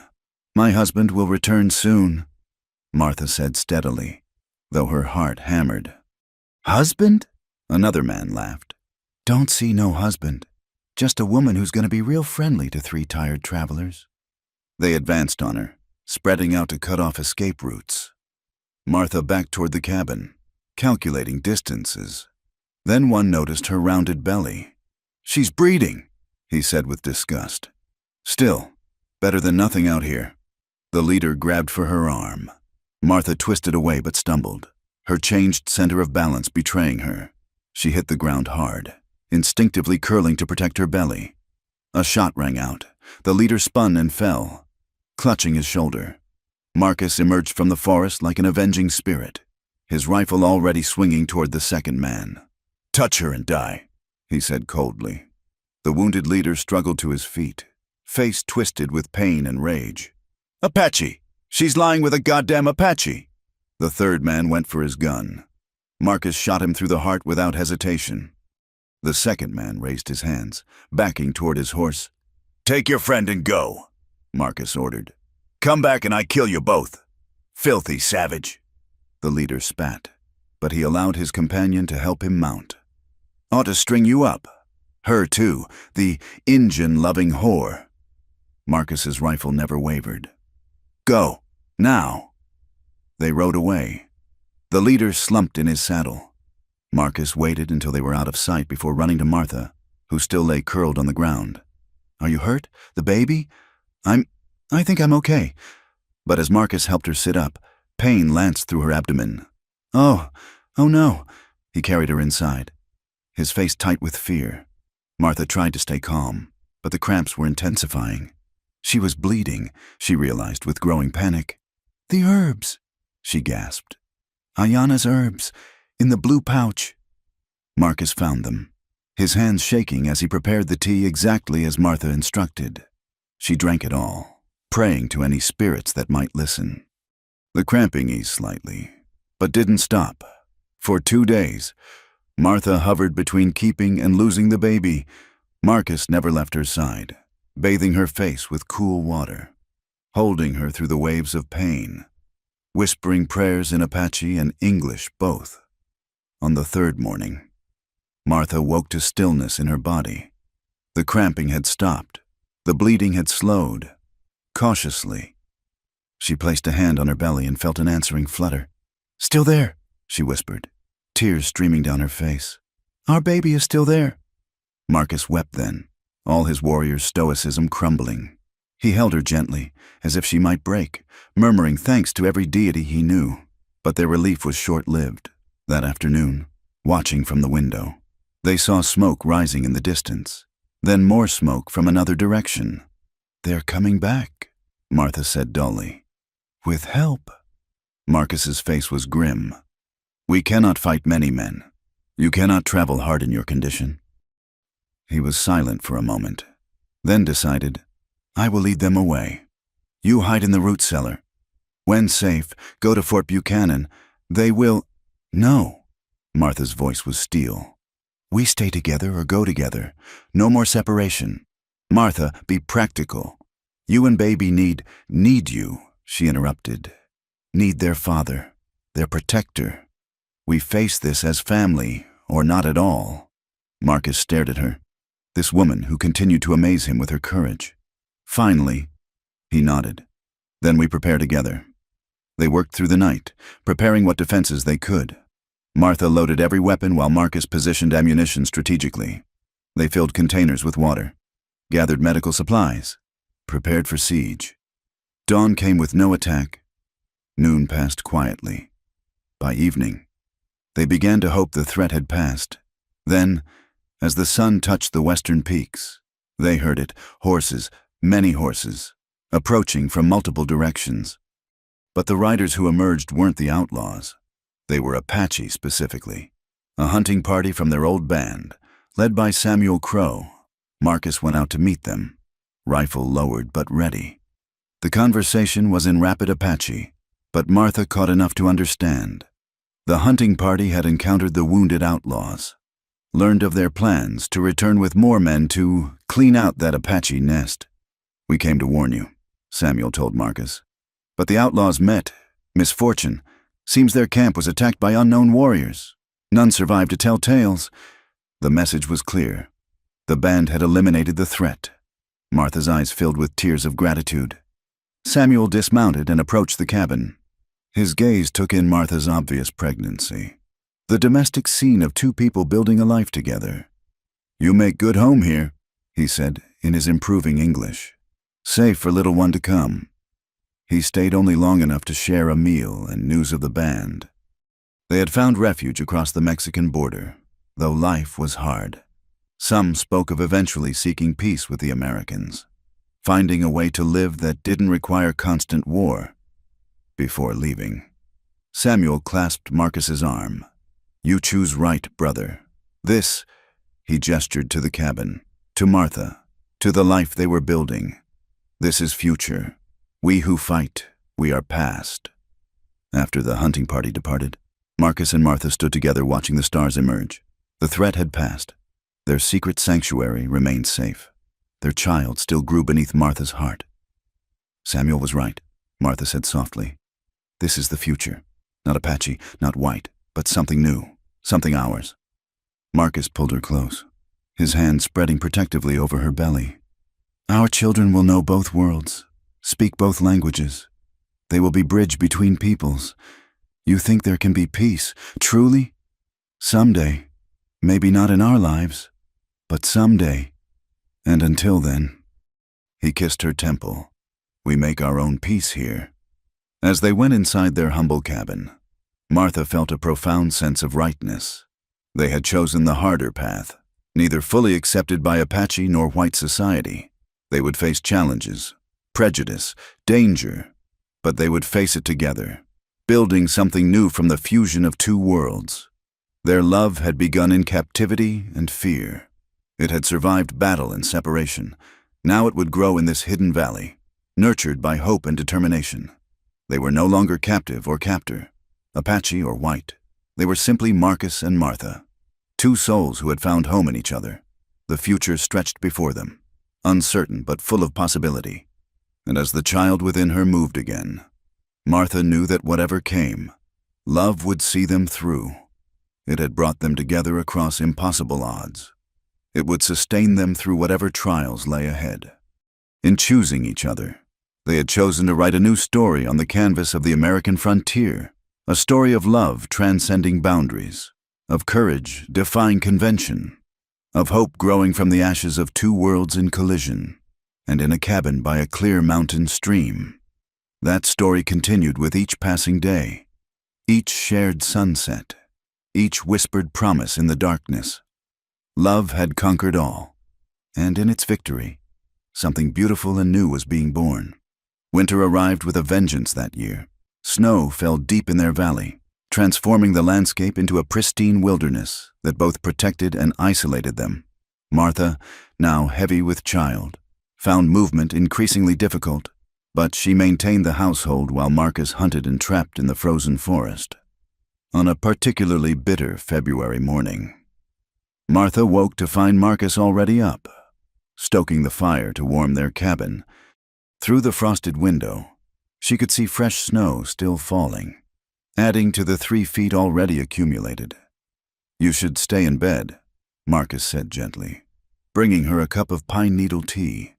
"Rest while you can." Martha smiled, accepting the tea gratefully. "Our child seems to think otherwise. He's been dancing all night." Marcus knelt beside the bed, placing his ear against her belly. His face lit up as he felt the movement. Strong, like mother, or stubborn, like father. Martha teased. They had been completely cut off from the outside world for 2 months now. No travelers could navigate the snow-choked passes, which suited them perfectly. Here, in their hidden valley, they had created their own universe, peaceful, self-sufficient, complete. But as Martha's time drew near, Marcus grew increasingly anxious.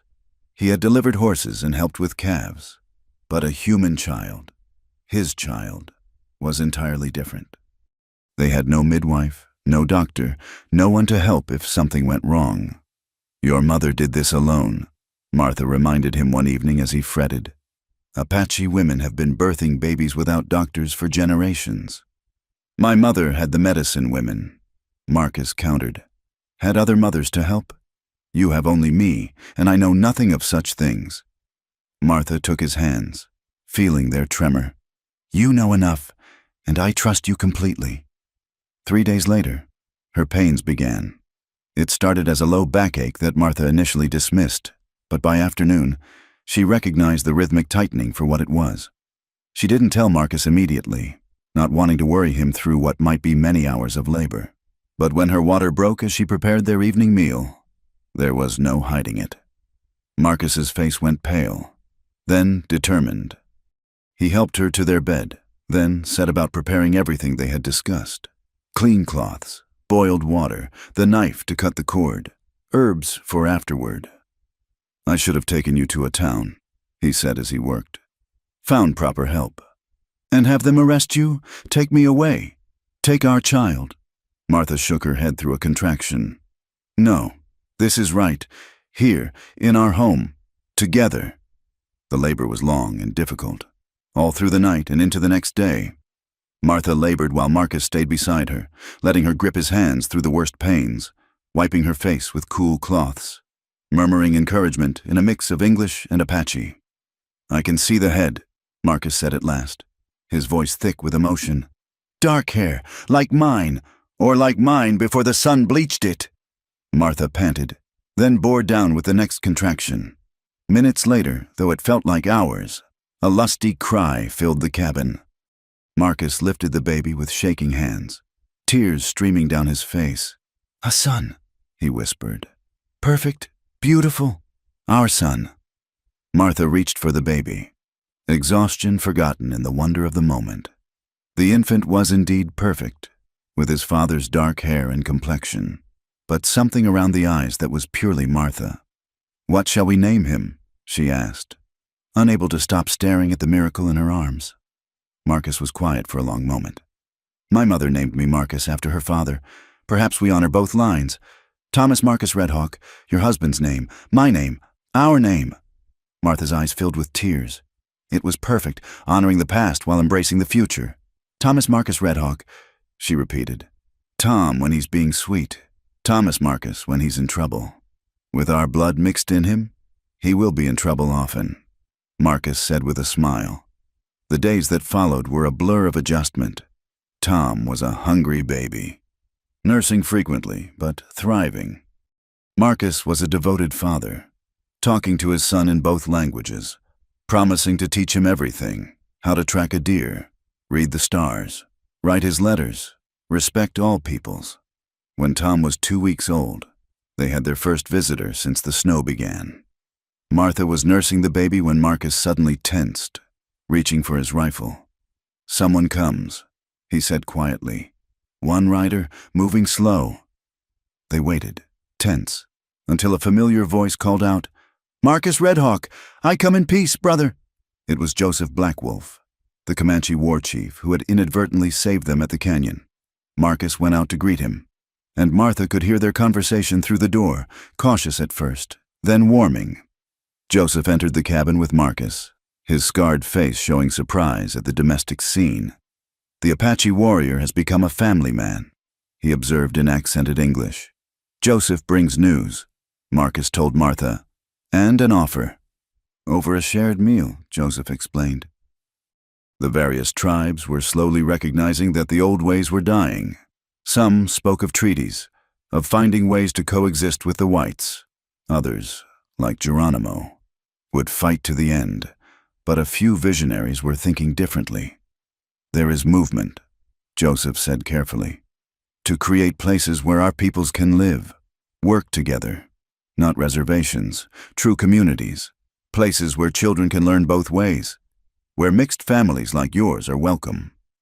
He spoke of a settlement being established in the neutral territory of New Mexico, funded by Eastern sympathizers and progressive thinkers.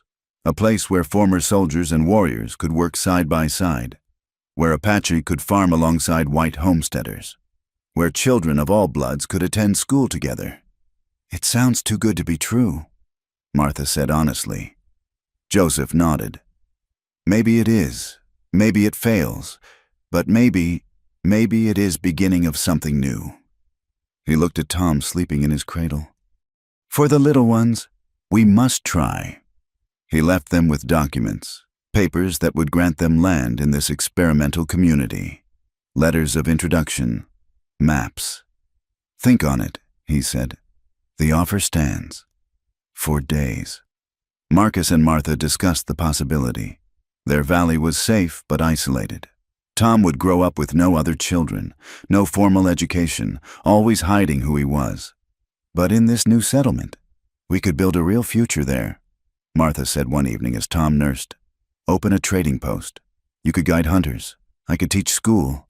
Tom could grow up proud of both heritages. Or we could find only more heartbreak," Marcus warned. "Such experiments often fail. People's hatred runs deep. But hope won over fear. When the snow melted enough to travel, they packed their few possessions and set out for New Mexico. The journey took 2 weeks with the baby, moving slowly and carefully. The settlement, when they reached it, was both more and less than expected. Adobe buildings were still being constructed. The population was small, maybe 30 families of various backgrounds. But there was an energy, a sense of purpose that was palpable. They were welcomed by the settlement's founder, a former Union officer named Colonel James Morrison, who had lost his own son in the Indian Wars and now sought reconciliation. He showed them to a small but sturdy house on the edge of the community. "It's not much yet," he admitted, "but with work and faith, we'll build something here, something that proves we can move beyond the blood and hatred." The early days were challenging. Some settlers were suspicious of Marcus. Others questioned Martha's choices, but there were also unexpected allies. A Mexican family who had faced their own discrimination, a black cavalry veteran who understood being caught between worlds, a Quaker couple who simply believed in the humanity of all people.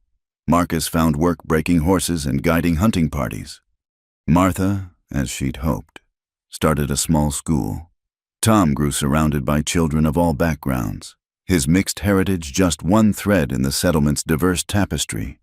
On Tom's first birthday, they held a celebration that embodied their new life. Apache drums mixed with fiddle music. Traditional foods from multiple cultures filled the tables.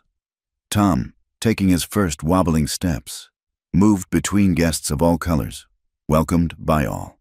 That night, as they put their son to bed in his own small room in their permanent home, Martha and Marcus stood together on their porch, looking out at the settlement lights. "Do you miss it?" Martha asked. "The old life? Your people?" Marcus considered. "I carry my people here," he said, touching his heart. "Their songs, their stories, their strength. But this," he gestured to their home, their neighbors, their new life. "This is tomorrow. This is what I fight for now. Not with weapons, but with hope." Martha leaned against him, content. "That first night, when you promised to be gentle, did you imagine we'd end up here?" "No," Marcus admitted. "I imagined many things, that you would escape, that I would die in battle, that we would live always as fugitives. But this," he pulled her close, "this is better than any dream." From inside came the sound of Tom fussing. Martha smiled. "Our son calls, our son," Marcus repeated with wonder, as if still amazed by the reality. "Born of two worlds, citizen of a new one." As Martha went to tend to Tom, she heard Marcus speaking softly in Apache, a prayer of gratitude. She'd learned enough to recognize gratitude for survival, for love, for the chance to build rather than destroy. 5 years passed. The settlement grew and faced challenges but endured. Tom grew strong and bright, speaking 3 languages, equally comfortable with his Apache grandfather's stories when the old chief visited and his mother's teachings of letters and numbers. Martha opened a proper school that served all the settlement's children. Marcus became a respected leader, bridging disputes with wisdom learned from 2 cultures. They had 2 more children, a daughter named Sarah after Marcus's mother, and another son named William. On their porch swing, handmade by Marcus and cushioned by Martha, they would sit in the evenings watching their children play with the neighbor kids, Apache, Mexican, black, white, and various mixtures thereof. The sight that would have caused riots elsewhere was simply normal here. "We did it," Martha said one such evening, her head on Marcus's shoulder. "We created that new world we dreamed of. We helped create it," Marcus corrected. "Many hands, Many hearts built this place, but it started with us, with a choice to see past fear to love. Marcus kissed her graying hair, for they were no longer young, though their love remained strong. Best choice I ever made was taking you that day. Though I meant to capture a prisoner, you captured a heart instead. Martha finished, and lost your own in the bargain. Best trade ever made. Marcus agreed, as the sun set over their small but thriving community, painting the sky in shades of hope. Martha reflected on the journey that had brought them here, from captivity to freedom, from fear to love, from isolation to community. They had proven that love could indeed conquer all, not in some fairy tale way, but through daily choice, constant work, and unwavering faith in each other. The frontier was changing. The old ways were fading. But in their corner of New Mexico, in a settlement built on hope rather than hatred, the future was being written by couples like them, by children like Tom, by communities that chose cooperation over conflict. And in the gentle evening breeze, as their children's laughter mixed with languages and accents from around the world, Martha heard the whisper of a promise fulfilled. They had been gentle with each other. They had let passion burn hotter than fear. And in doing so, they had created something beautiful and lasting, a love that transcended boundaries and a legacy that would outlive them all. The Apache warrior and the captured widow had become so much more. Partners, parents, pioneers of a new way of being. Their love story, begun in fear and uncertainty, had become a testament to the power of choice, courage, and compassion. And it was only the beginning. Thank you for joining us on this remarkable journey through the Old West. We hope Martha and Marcus's story has touched your heart as it has ours. Where are you listening to this tale? Please comment below and let us know. We'd love to connect with fellow lovers of frontier romance. Don't forget to subscribe to From Wild West channel for more stories of love, adventure, and the untamed spirit of the American frontier. Share your thoughts about Martha and Marcus's journey in the comments. Did their love story move you? What part touched you most? Until next time, partners, keep riding toward your own horizons.